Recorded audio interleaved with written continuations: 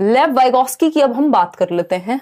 तो वाइगॉस्की क्या कहते हैं? वाइगॉस्की की थियरी का नाम 1 नंबर का क्वेश्चन है, सोशियो कल्चरल अप्रोच, सामाजिक सांस्कृतिक सिद्धांत। वाइगॉस्की कह रहे हैं जिस समाज और संस्कृति में हम रह रहे हैं उसका बहुत बड़ा प्रभाव है हमारे ऊपर।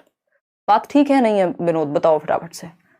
देख रहे हो विनोद, निशा छोटी बच्ची है, ऐसा ऐसा मजाक उड़ा रहे हैं लोग कमेंट में। तो वाइगॉस्की क्या कह रहे हैं समझते हैं। वाइगॉस्की कह रहे हैं जिस समाज और संस्कृति में हम रह रहे हैं उसका प्रभाव पड़ेगा हम पे। ठीक है, कोई दिक्कत परेशानी इस बात को समझने में अगर हो रही है तो बता दीजिए, नहीं भी हो रही है तो भी आप बता सकते हैं। थियरीज दोनों करेंगे, 2 घंटे लगे 4 घंटे लगे अभी। तो रशियन मनोवैज्ञानिक हैं, एक सामाजिक रचनावादी थे, यानी सोशियो कंस्ट्रक्टिविस्ट रहे ये। सोशियो कंस्ट्रक्टिविस्ट वो व्यक्ति जो कहे कि बच्चा एक्टिवली नॉलेज को कंस्ट्रक्ट कर सकता है, समाज के माध्यम से, समाज में अंतः क्रिया करके, एक्टिविटी करके। हम जिन लोगों के बीच रह रहे हैं, कहा जाता है ना, you are the average of 5 people you are surrounded with. भाई जिन 5 लोगों के आसपास आप रहते हो उन्हीं का औसत हो आप। क्यों? क्योंकि समाज और संस्कृति में इंटरेक्शन से, बातचीत से, रहने से क्या होगा? हमारी बुद्धि, हमारा संज्ञान विकसित होगा। तो थियरी ये कॉग्निटिव डेवलपमेंट की ही है, मुझे भी लगा। खतरनाक लोग हैं। देखिए, तो सामाजिक सांस्कृतिक पहलुओं पर ध्यान केंद्रित इन्होंने किया।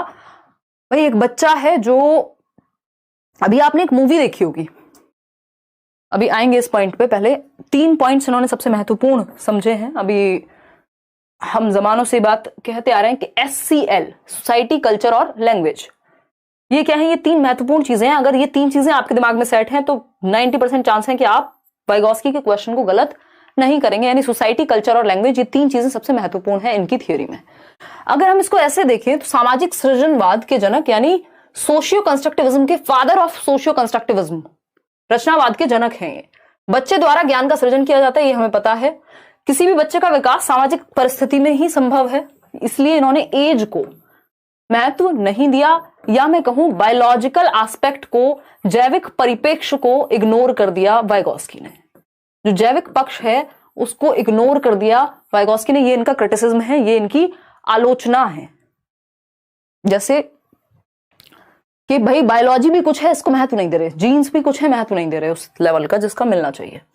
तो बच्चों का संज्ञानात्मक विकास, जो उनका कॉग्निटिव डेवलपमेंट है, उनका सोचना समझना, ज्ञान का निर्माण सामूहिक प्रक्रिया यानी ग्रुप में सिखाने से होगा।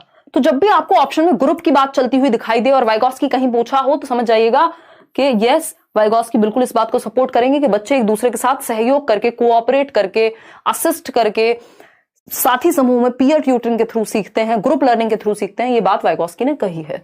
बच्चे सामाजिक अंतः क्रिया द्वारा ही सीखते हैं, मतलब सोशल इंटरेक्शन के थ्रू। क्लियर है बात या कोई दिक्कत है? कौन है ये व्यक्ति? निशा दीदी को बहुत बहुत धन्यवाद बोल दीजिए। पर्दे के पीछे उनका हमारे लिए बहुत योगदान है। प्रगति, मेरे ही आंसू आ गए ये सुन करके। अब मैं निशा दीदी को सिर्फ थैंक यू ही बोलूंगी, अब मैं आगे नहीं डिस्कशन कर पाऊंगी। चलो इनको पार्टी दे देती हूँ, मजाक कर रही हूँ। आ जाओ। वाइगॉस्की सुन रही हो तुम? लड्डू मत हो जाना खुश हो के तारीफ। देखिए वाइगॉस्की के अनुसार ये विकास क्या है? सतत प्रक्रिया। ये 1 नंबर का क्वेश्चन है, इस पे ध्यान दीजिएगा। अब बीच में अगर तुमने डिस्टर्ब किया, या आप लोगों ने भी, देखना एक बार। सतत प्रक्रिया है जो जीवन पर्यंत चलती है, यानी development is continuous as per Vygotsky. ये क्वेश्चन पूछा गया है कई क्वेश्चंस में, ऑनलाइन में स्पेशली, कि डेवलपमेंट क्या है? कॉन्टिन्यूअस है। इन्होंने कोई एज की बात नहीं की, इसलिए विकास सतत हो गया। पियाजे ने स्टेजेस की बात की है तो वो डिसकॉन्टिन्यूअस कह रहे हैं किसको? विकास को या डेवलपमेंट को। तो विकास यानी डेवलपमेंट पियाजे के अकॉर्डिंग डिसकॉन्टिन्यूअस है, वाइगॉस्की के अकॉर्डिंग कॉन्टिन्यूअस है। ये एक इन दोनों का बीच बड़ा डिफरेंस हो गया। और लैंग्वेज एंड थॉट को लेकर के एक डिफरेंस है, बाकी सब सेम है दोनों के बीच। ठीक, तो डिसकॉन्टिन्यूअस यानी और निरंतर है, स्टेजेस में होता है और 15 साल तक मैक्सिमम हो जाएगा संज्ञान का विकास। ये कह रहे हैं सतत है, कोई स्टेज नहीं चाहिए। किस माहौल में आप रह रहे हैं, किन लोगों के बीच आप रह रहे हैं, वही आपको बना देंगे। एज वेज, अभी हमारी एक लर्नर है, उन्होंने शायद 15 साल की उम्र में सीटेट क्रैक किया था और अच्छे नंबर उनके आए थे। आई थिंक हरियाणा से आई थिंक हैं वो, और कभी मौका लगा तो मिलवाएंगे। बहुत सारे लर्नर्स हैं जिनके मेल आते हैं सीटेट से लेके आजकल डीट प्लस भी का रिजल्ट आता है, या जिस भी चीज का, जिस भी स्टेट में। बहुत कम लोग होते हैं जहां पे इंटरव्यू हो पाता है, क्योंकि मैं खुद भी बहुत व्यस्त रहती हूँ और बहुत सारे मेल्स तो छूट ही जाते हैं। कई लोग तो इधर उधर से नंबर निकाल करके पता कर लेते हैं। तो कुल मिला के बात यह है, कभी उनसे मिलवाएंगे। तो 15 साल की उम्र, ये मेरे लिए भी पहला ही केस था जब मैंने सुना कि 15 साल की उम्र में किसी ने सीटेट किया है।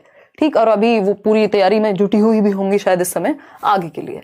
तो डिसकंटिन्यूअस उन्होंने कहा है कि मेरे आगे जब एग्जाम क्लियर होगा तब मैं आपके साथ डिस्कशन बिल्कुल करने की इच्छुक हूं।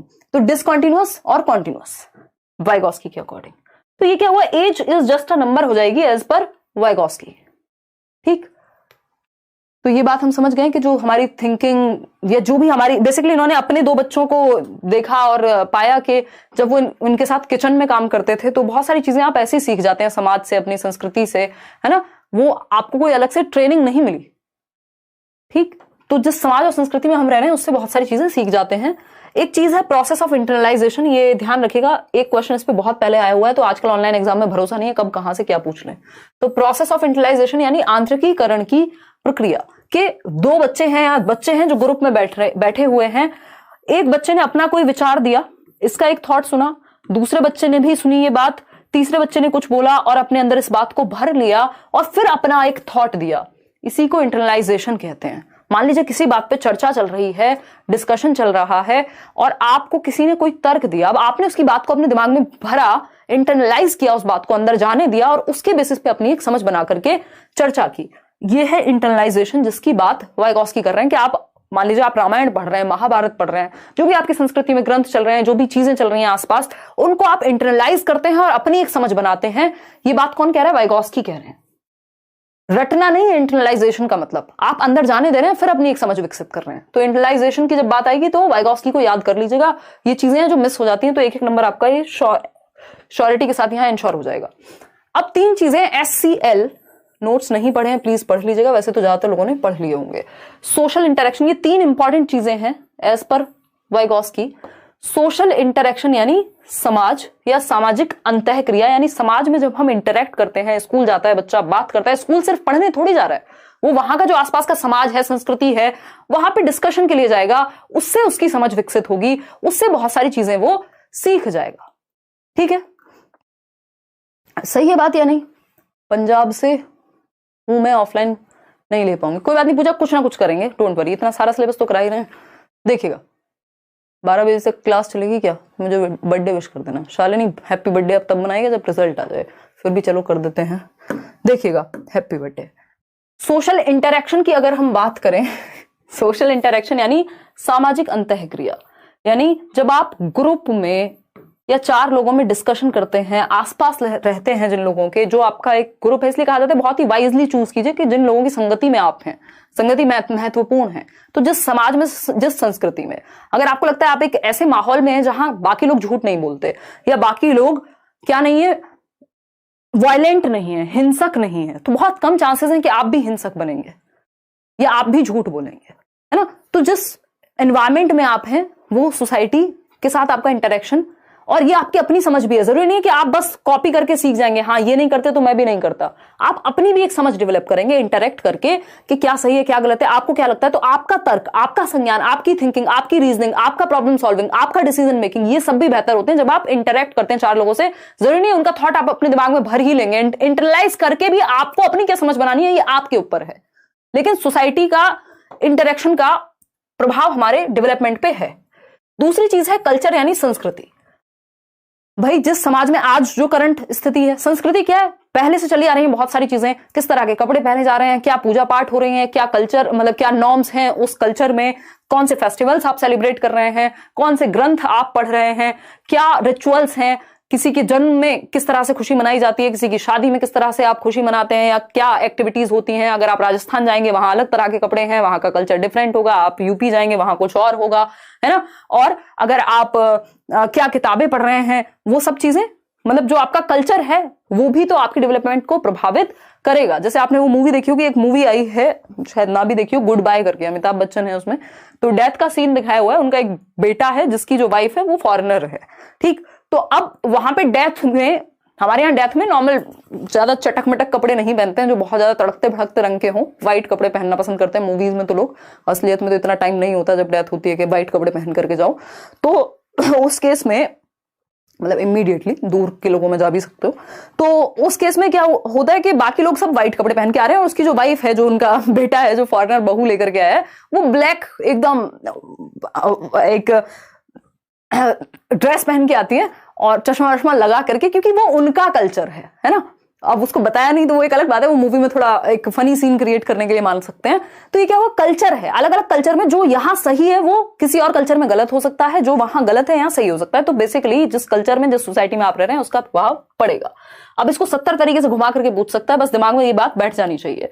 तीसरी बात है लैंग्वेज। लैंग्वेज को बहुत महत्वपूर्ण माना है इन्होंने, टूल यानी यंत्र माना है। किस चीज के लिए? कॉग्निटिव डेवलपमेंट के लिए, आपका संज्ञान, आपकी समझ।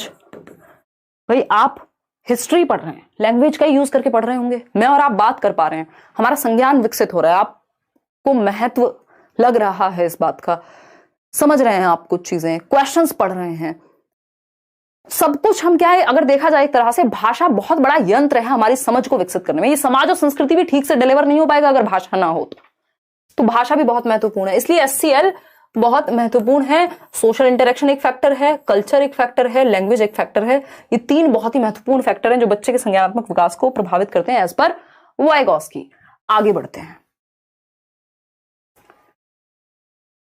अगर हम बात करते हैं तो वाइगॉस्की भाषा विकास को मानते हैं कि सामाजिक अंतःक्रिया से होता है। जब हम सोशली इंटरेक्ट करते हैं, लोगों से बात करते हैं, बच्चा दुनिया में आता है तो वो भाषा को सीख जाता है। और लैंग्वेज क्या है?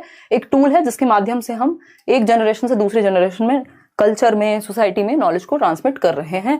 भाषा के तीन रूप दिए हैं जिन पे एक क्वेश्चन आता ही आता है। 3 टाइप्स ऑफ लैंग्वेज।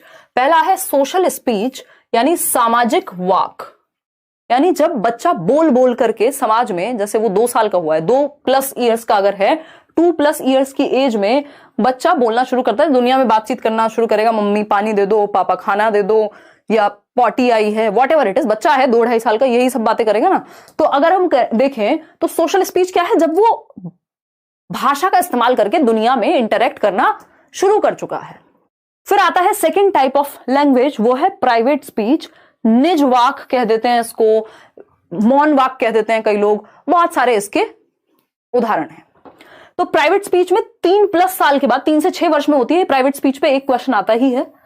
3+ ईयर्स में बोल बोलकर खुद से बात करना। ये मान लीजिए आपका एक रूम है, ये प्राइवेट रूम है या आपका पर्सनल रूम है, इसमें आप बोल बोल करके बातें कर रहे हैं, ये प्राइवेट स्पीच हो गई। मतलब मन में नहीं बोल रहे हैं, बाहर बोल रहे हैं। लेकिन यहां सोशल स्पीच में क्या होता था? लोगों से बोल रहे हैं, यहां आप खुद से बोलकर बातें कर रहे हैं, है ना, बोरा नहीं गए, अपने आप को डायरेक्शन दे रहे हैं। इसका मतलब ये नहीं है कि आपका दिमाग ठीक नहीं है। ये सेल्फ रेगुलेशन के लिए बच्चा प्राइवेट स्पीच का यूज करता है, स्वयं नियंत्रण के लिए 1 नंबर में पूछा जाता है। सेल्फ रेगुलेशन के लिए, स्वयं नियंत्रण के लिए, या सेल्फ डायरेक्शन के लिए, खुद को दिशा देने के लिए। कि मान लीजिए आपके पास ये क्वेश्चन पता नहीं कितनी बार आया है कि एक बच्ची है जो टी-शर्ट को फोल्ड करते समय खुद से बातें कर रही है, ये क्या है? प्राइवेट स्पीच है। एक बच्ची है जो एक पजल बॉक्स है उसको एक साथ मिक्स करने में खुद से बातें कर रही है, अरे ये वाला शू नहीं, यहाँ पे तो ये वाला पैकेट, ये वाला पीस लगेगा, ये क्या है? ये प्राइवेट स्पीच है। खुद से बात कर रहा है बच्चा बोल बोल करके। क्वेश्चन सॉल्व करते हुए, यार अटक रही है ना वीडियो, क्वेश्चन सॉल्व करते हुए आप खुद से बात करते हैं पेपर में भी, अरे अरे हिमांशी ने तो ये बताया था, है ना, लोगों को आवाजें आ रही होती हैं, वो क्या है? प्राइवेट स्पीच है। आप खुद से बोल बोल करके क्वेश्चन सॉल्व कर रहे हैं। ठीक। साइलेंट इनर स्पीच, इसका 3rd लेवल है, 3rd टाइप है, जो 6+ एटलीस्ट और 7+ के बाद भी हमें एट टाइम्स देखने को मिलता है। तो 7+ ईयर्स में साइलेंट इनर स्पीच, मौन आंतरिक वाक। अब आपके सामने कोई खड़ा है, जरूरी नहीं आपको बोल के बताना है कि आप उससे कितनी नफरत करते हैं या प्यार करते हैं, आप मन में बोल सकते हैं। ये है साइलेंट इनर स्पीच, कि अब आप मन मन में, जैसे आप पढ़ने लगते हैं, आप ट्रेन में जा रहे हैं, जब आप छोटे होते हैं, याद कीजिए, अगर आप छोटे बच्चों को कहें, जब उसने नया नया पढ़ना सीखा है कि मन में पढ़ लो, उससे पढ़ा नहीं जाता। वो कहता है अरे यार ऐसे कैसे पढ़ लूं मन में, है ना, कि नहीं नहीं मम्मी मेरे से पढ़ा नहीं जाता। वो क्या है? क्योंकि अभी सोशल स्पीच आई है या हद से हद प्राइवेट स्पीच आई है, जब खुद से बोल बोल के बातें करे। साइलेंट इनर स्पीच जब आएगी तो ये स्पीच अंदर चलेगी, अब वो मन में बोल पाएगा। ठीक है ना। तो ये हुई आपका 3rd टाइप ऑफ स्पीच। इसमें जो प्राइवेट स्पीच है, इससे सबसे ज्यादा क्वेश्चन बनते हैं। इसी प्राइवेट स्पीच को ईगोसेंट्रिक स्पीच पियाजे ने कहा है, और वाइगॉस्की ने प्राइवेट स्पीच को बहुत महत्वपूर्ण माना है। ईगोसेंट्रिक उतनी नहीं मानी गई, बट इसको एक तरह से कि बच्चा सेल्फ सेंट्रिक है उस तरह से देख लिया गया। तो ये हम यहाँ पे देखेंगे। ये नहीं है कि नकारा ही गया हो, कुछ और इंपॉर्टेंट बातें हैं वाइगॉस्की के कॉन्टेक्स्ट में। अगर वीडियो नहीं अटक रहा है तो आप बता सकते हैं, हम आराम से तसल्ली से करेंगे, कोई दिक्कत वाली बात नहीं है। हिंदी बहुत यूज कर रहे हो? जाकिर कह रहे हैं अरे इंग्लिश भी कर लेंगे यार, ऐसी क्या बात है। ये नोट्स एक्चुअली ऐसे बने हुए हैं तो जो जिस भाषा में चल रही है बात उसी भाषा में चल रही है। देखिएगा समझ में आ रही है ना बात, हिंदी चाहे तेल लेना, इंग्लिश चाहे तेल लेना, यहाँ पे इंपॉर्टेंट क्या है कि बात समझ में आ रही है नहीं कुल मिलाकर के, क्योंकि पेपर में बाइलिंगुअल आना है, हिंदी भी आएगी और इंग्लिश भी आएगी।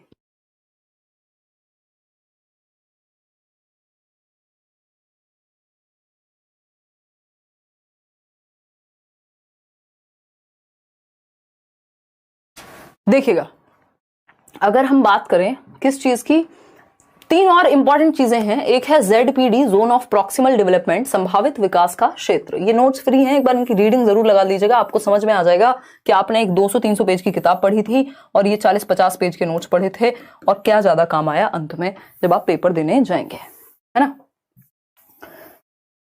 जोन ऑफ प्रॉक्सिमल डेवलपमेंट यानी संभावित विकास का क्षेत्र, यानी संभावना है कि इस क्षेत्र में आपका विकास हो सकता है। एक चीज है स्कैफोल्डिंग, जिसको हम मचान या पाड़ या ढांचा कह देते हैं, हिंदी में 1700 नाम है इसके, बट इंग्लिश में याद रखिएगा कीवर्ड स्कैफोल्डिंग, यानी टेम्परेरी हेल्प, अस्थायी मदद। यानी आप बच्चा अटक रहा था किसी क्वेश्चन पे, आपने हिंट दे दी या प्रॉब्लम को आधा सॉल्व कर दिया, कोई स्टेप सॉल्व कर दिया, तो ये स्कैफोल्डिंग है, जहां बच्चा अटके वहां टेम्परेरी मदद दे देना। ठीक, एक चीज है मोर नॉलेजेबल अदर, यानी ज्यादा जानने वाला व्यक्ति या अन्य, कोई भी व्यक्ति, anybody who knows more in a particular area, यानी कोई भी व्यक्ति जो उस एरिया का एक्सपर्ट हो या आपसे ज्यादा जानता हो। जैसे आपका दोस्त हो सकता है जिसका सब्जेक्ट मान लीजिए CDP उसका स्ट्रांग है, लेट्स लर्न से पढ़ता है भाई जमानों से, है ना, अब तो पढ़ा भी दी पता नहीं कितने लोगों को, कितने हमारे लर्नर्स हैं जो कोचिंग्स में पढ़ाते हैं। तो अगर हम बात करें या यूट्यूब पे चैनल्स पे पढ़ाते हैं, तो अगर हम बात करें तो वो एक्सपर्ट है भाई, उसको CDP समझ में आती है, आपको मैथ समझ में नहीं आता, तो आप उससे मैथ सीख रहे हैं तो वो आपके लिए मोर नॉलेजेबल हो गया मैथ सिखाते समय। अगर आप उसको CDP सिखा रहे हैं तो आप मोर नॉलेजेबल हो गए CDP सिखाते समय। एज मैटर नहीं करती, आपसे छोटा हो सकता है व्यक्ति, बड़ा हो सकता है। तो ये हुई बात स्कैफोल्डिंग यानी टेम्परेरी हेल्प। ये स्कैफोल्डिंग जो टर्म है ये दिया ब्रूनर ने था, बट वाइगॉस्की ही इसको यूज करते आए हैं, तो इन्हीं को साथ में लेकर के चलेंगे। मोर नॉलेजेबल अदर, जो भी आपसे ज्यादा जानता हो व्यक्ति। जोन ऑफ प्रॉक्सिमल डेवलपमेंट में कई लोग कंफ्यूज रहते हैं, फटाफट से समझेंगे और देखेंगे। जोन ऑफ प्रॉक्सिमल डेवलपमेंट यानी संभावित विकास का क्षेत्र। ठीक, एक एरिया है ए, इसको कई लोग एक्चुअल डेवलपमेंट बोल देते हैं, हालांकि वाइगॉस्की ने इसका जिक्र नहीं किया है। तो ये ए जो है, जितना आपको आज आता है, जो आपकी करंट नॉलेज है, कि आपको CDP में मान लीजिए 30 नंबर का आपकी CDP आती है और आपको 15 नंबर आपके बिना कोई सेशन देखे, बिना कुछ देखे आपके आ जाते थे, तो आपको जितना खुद से आता है वो एरिया है आपका ए। ये है जो आपको इंडिपेंडेंटली बिना किसी की सहायता के आप खुद कर लेंगे 15 नंबर का। आपको चाहिए था 30 में से 30, आपने ढूंढा, किसी से पूछा भाई तूने किया था सीटेट, बहन तुमने किया था सीटेट, कैसे किया था? उसने कहा हिमांशी से पढ़ा था, या लेट्स लर्न देखा था, यार ये नोट्स पढ़े थे, या फलानी किताब पढ़ी थी, या कुछ और पढ़ा था, या मैं पढ़ा दूंगी। आपने कहा ठीक है। तो इस केस में जब आपको हेल्प की जरूरत पड़ेगी इस एरिया के बाहर, जितना आपको खुद आता है उसके बाहर आपको हेल्प की जरूरत पड़ेगी, तो हेल्प कहां मिलेगी? याद रखिएगा इस एरिया में, जिसको ZPD कहते हैं। जितना आपको आता है उसके आगे जब आप जाते हैं, संभावना है कि आपके 30 में से 30 आ जाएं, लेकिन अभी 15 आ रहे हैं एक्चुअल में। अब 30 में से 30 लाने के लिए संभावना तो है आपके अंदर, ऐसा थोड़ी कि नहीं आ सकते। जब 15 आ रहे हैं तो इसका मतलब समझ में तो आ रहे होंगे कॉन्सेप्ट कुछ तो, ठीक है ना। तो अगर हम ये कहें कि आपका प्रॉक्सिमल डेवलपमेंट यानी संभावित विकास कहां तक का है? 30 में से 30 लाने का। लेकिन आप अकेले नहीं कर पाएंगे ये काम, आप अकेले 30 में से 30 नहीं ला पाएंगे, या तो कोई किताब पढ़नी पड़ेगी, कोई कोचिंग लेनी पड़ेगी, कोई वीडियो देखनी पड़ेगी, कुछ ना कुछ आपको हेल्प की जरूरत है। तो ये आपका संभावित विकास है। अब यहां तक आप पहुंच सकते हैं, यहां आप खड़े हुए हैं, बीच की मदद चाहिए, इसी को स्कैफोल्डिंग कहते हैं। ये जो सीढ़ी है ना, जहां पे आपको हेल्प चाहिए, यही स्कैफोल्डिंग कहलाती है, जो टेम्परेरी हेल्प है। ऐसा थोड़ी पेपर मैं देके आऊंगी, आप कितना भी मेरे सेशंस देख लीजिए, पेपर आप ही देके आएंगे। बस आपको एक टेम्परेरी हेल्प मिल गई जिससे आपके वो कॉन्सेप्ट क्लियर हो गए। तो ये स्कैफोल्डिंग है, ये जो टेम्परेरी हेल्प है इसको स्कैफोल्डिंग कहते हैं, मचान कहते हैं। हाफ सॉल्व प्रॉब्लम दे देना, हिंट दे देना, क्लू दे देना कोई, ये स्कैफोल्डिंग कहलाएगा। जो ये स्कैफोल्डिंग देने वाला व्यक्ति है वो मोर नॉलेजेबल अदर कहलाएगा। एज में छोटा हो बड़ा हो, वाइगॉस्की को कोई फर्क नहीं पड़ता, है ना। क्यों? क्योंकि वाइगॉस्की कह रहे हैं जिस समाज, जिस संस्कृति में जिसने खुद पे जितना काम किया है, जो माहौल खुद को दिया है, वो वैसा बन गया। ठीक, तो मोर नॉलेजेबल अदर व्यक्ति। अब इस केस में अगर आप लेट्स लर्न से देख रहे हैं तो मोर नॉलेजेबल अदर मैं हो सकती हूं।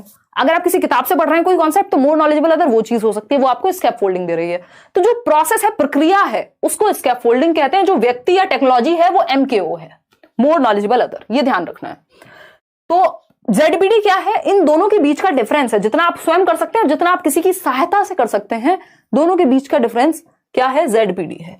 तो A पॉइंट वो है जो आप लर्नर खुद से कर सकता है, ZBD वो है जहां पे अगर आपको सपोर्ट मिल जाए, विद सपोर्ट जो आप कर सकते हैं, और B एक पॉइंट है जो आप कर ही नहीं सकते चाहे सपोर्ट मिले या ना मिले। अब आप साइंटिस्ट तो कल अचानक से नहीं बन जाएंगे, तो कुछ चीजें आपकी एबिलिटी के बाहर ही हैं, तो वो ZPD के भी बाहर हैं, ठीक है। और ऐसा नहीं है ZPD बढ़ नहीं सकती, ये डायनेमिक फील्ड है। पेपर में इस बार पूछा गया था कि क्या ये डायनेमिक है या नहीं है, तो अगर हम देखें तो ZPD बिल्कुल डायनेमिक है, गतिशील है। एक बात बताइए, जब आपके 10 नंबर नहीं आ रहे थे, आपने एक वीडियो देखा, एक सेशन देखा, आपके आने लग गए 20 नंबर या 15 नंबर या 12 नंबर आए, आपको लगा यार समझ में तो आ रहा है कुछ कुछ। अब आपने चैप्टर वाइज पढ़ना शुरू किया, नोट्स पढ़ लिए, वीडियो देखा, मैराथन सेशन देख लिया, क्या हुआ? वो संभावना बढ़ गई कि यार अब तो मैं 25 भी ले आऊंगा, और 25 आ रहे हैं तो 30 भी आएंगे कल। तो ये क्या हुआ? गतिशील है। ZPD क्या है? बढ़ती या टाइम के साथ चेंज हो सकती है, चेंजेबल है, फ्लेक्सिबल है, गतिशील है। इसीलिए हम कहते हैं एबिलिटी इज इंक्रीजेबल, यानी हम एबिलिटी को, क्षमता को बढ़ा सकते हैं यदि हम खुद पे काम करें। तो ये एक बात हुई। आगे बढ़ते हैं। तो ZPD is the difference between what a child can do independently और विद सपोर्ट और विदाउट सपोर्ट। तो बच्चा क्या कर सकता है विद और विदाउट सपोर्ट, उसके बीच का डिफरेंस ZPD है। चलिए, वो दायरा जहां अगर आपको हेल्प मिल जाए तो आप कुछ कर जाएंगे। जैसे ये आपने देखा है, नोट्स में भी गिवन है, ZPD स्कैफोल्डिंग MKO में बहुत कंफ्यूजन होती है लोगों को। तो यहाँ पे एक फादर हैं जो साइकिल चलाना सिखा रहे हैं अपने बच्चे को। हम सभी ने साइकिल ऐसी सीखी है, मैंने बहुत सारे लोगों को सिखाई है बचपन में। तो वो पीछे से पकड़ते हैं साइकिल तब तक, आजकल तो अलग अलग तरह की आ गई हैं, जब तक बच्चा खुद नहीं चलाने लगता, फिर धीरे धीरे छोड़ देते हैं और आप चलाना सीख जाते हैं। फिर आप पीछे मुड़ के देखते हैं, यार मम्मी ने धोखा दे दिया, चली गई वो, तो पहले तो पकड़ी हुई थी साइकिल। तो लेकिन आप सीख चुके होते हैं। जब ये हेल्प आपको मिल रही होती है, ये दायरा है आपका ZPD जिसमें आप साइकिल चलाना सीख रहे हैं कि आप सीख सकते हैं। ये जो हेल्प देने वाला व्यक्ति है यानी फादर, यहां पर वो MKO है। फादर क्या है? MKO है। बच्चा बच्चा ही है, बच्चे का अपना कोई नाम नहीं है वाइगोस्की की भाषा में। यहां स्कैफोल्डिंग क्या है? ये जो प्रोसेस ऑफ हेल्प मिल रही है, ये जो पकड़ा जा रहा है पीछे से साइकिल को, ये स्कैफोल्डिंग है। साइकिल को पकड़ना स्कैफोल्डिंग है, लिखा हुआ है मैंने। ZPD क्या है? बालक को मदद मिलने पर सीखने का जो दायरा है कि वो साइकिल सीख सकता है, यही ZPD है, ठीक। और ये टेम्परेरी हेल्प है। स्कैफोल्डिंग तब तक ही तो दी जाएगी जब तक आप खुद नहीं सीख रहे, अदरवाइज छोड़ देंगे। मतलब अदरवाइज ऐसा थोड़ी है बच्चा साइकिल चला रहा है, आप जीवन भर उसके पीछे भाग रहे हैं, ये तो नहीं होता ना। और ये तो हम बात कर चुके हैं कि ZPD क्या है? किसी की मदद से विकास की संभावना को बढ़ाना। MKO कोई भी वो व्यक्ति जो आपसे ज्यादा जानता हो, जिससे भी आप ज्ञान ग्रहण कर रहे हैं। स्कैफोल्डिंग टेम्परेरी हेल्प है, क्षणिक मदद है। जब तक आप खुद कर रहे होंगे तब तक आपको हेल्प मिलेगी, मतलब जब तक इनिशियली जब आप खुद से नहीं कर पा रहे होंगे तब हेल्प मिलेगी। किसी स्टेप पे अटक गए आप मैथ सॉल्व करते समय, वो स्कैफोल्डिंग है आपके लिए, ठीक। कुछ और टर्म्स हैं जो जनरली हम अवॉइड कर देते हैं, ये पढ़िएगा एक बार। वाइगोस्की को ही लेकर के ये टर्म्स हैं। जब भी आपको पेपर में दिखे ग्रुप लर्निंग की बात हो रही है, सोशल लर्निंग की बात हो रही है, कोऑपरेट करके सीखने की बात हो रही है, ये सब क्या है? यानी एक दूसरे का सहयोग करके, ये वाइगोस्की की बात हो रही है कहीं ना कहीं। वाइगोस्की सोसाइटी, कल्चर, लैंग्वेज, इनके थ्रू सीखने को महत्व देते हैं। तो कोऑपरेटिव लर्निंग क्या है? बच्चे एक दूसरे का सहयोग कर रहे हैं ग्रुप में, कोऑपरेटिव लर्निंग है। कोलैबोरेटिव भी कि कोलैब करके एक दूसरे की सहायता करके सीख रहे हैं, बहुत माइनर सा डिफरेंस होता है। कोलैबोरेटिव में क्या है? सब साथ में आकर के सीख रहे हैं। कोऑपरेटिव में ज्यादा सहयोग मिल जाता है, कोलैबोरेटिव से बात लगभग सेम है। तो चाहे कोलैबोरेटिव लिखा हो, कोऑपरेटिव लिखा हो, असिस्टिव लर्निंग लिखा हो। असिस्टिव क्या है? कोई आपको असिस्ट करे। जैसे इंटर्नशिप्स लेते हैं लोग, तो वहां कोई असिस्ट आप किसी को कर रहे होंगे या तो किसी की मदद लेना, असिस्टिव लर्निंग भी इन्हीं से जुड़ा हुआ है। पीयर ट्यूटरिंग एक वर्ड है, पेपर में बहुत पूछा गया। सहपाठी अधिगम कह देते हैं इसको, या समूह अधिगम। पीयर का मतलब ही आपकी उम्र का व्यक्ति, यानी बच्चे के क्लासमेट्स हो सकते हैं। सहपाठी अधिगम, सहपाठी अधिगम क्या है? यानी एक दूसरे के साथ बच्चे सीख रहे हैं। अच्छा, तुमको मैथ्स का ये वाला सवाल आता है? हाँ उषा मुझे आता है। तो वो कह रहा है अच्छा पीयूष मैं समझा देता हूं अगर तुमको नहीं आता है तो। ये क्या है? पीयर ट्यूटरिंग है, आपस में बच्चे एक दूसरे के साथ सीख रहे हैं। अब कई लोग पीयर ट्यूटरिंग को ही ग्रुप मान लेते हैं। हाँ, ग्रुप लर्निंग है अपने आप में पीयर ट्यूटरिंग, लेकिन ग्रुप में टीचर भी इन्वॉल्व हो सकता है। लेकिन पीयर का मतलब है आपस में पीयर्स एक दूसरे को सिखा रहे हैं, जरूरत पड़ने पे टीचर के पास जा रहे हैं। रेसिप्रोकल टीचिंग भी वाइगोस्की ही इसके बारे में बात करते हैं। परस्पर शिक्षण, परस्पर शिक्षण क्या है भाई? परस्पर शिक्षण, रेसिप्रोकल टीचिंग। कई लोगों के सर में दर्द हो रहा होगा, वो कह रहे होंगे यार सोसाइटी, कल्चर, लैंग्वेज पढ़ा के छुट्टी कर देते, क्या जरूरत थी इतनी कहानियां बताने की? क्योंकि पेपर ऑनलाइन है, कॉन्सेप्ट्स बहुत क्लियर होने चाहिए आपके। 10 चीजें 10 जगह से पढ़ने से अच्छा है आप एक चीज 10 बार पढ़े। इस टाइम पे अगर कॉन्सेप्ट अच्छे नहीं हुए, पेपर में थियोरी पढ़ी भी होगी तो भी सॉल्व नहीं हो पाएगा। गर्ल्स स्कूल जेंडर बायस का उदाहरण है, जेंडर इक्विटी का। शालिनी, ये नीड थी उस समय की, इसको आप इक्विटी भी कह सकते हो, बट यहां पे बायसनेस नहीं कह सकते। वो अपने आप की अपनी तरह की संस्था है कि समाज की वो नीड थी कि जरूरत पड़ी, है ना, तो ना तो उसमें बायसनेस है। इक्विटी कुछ हद तक आप कह सकते हो।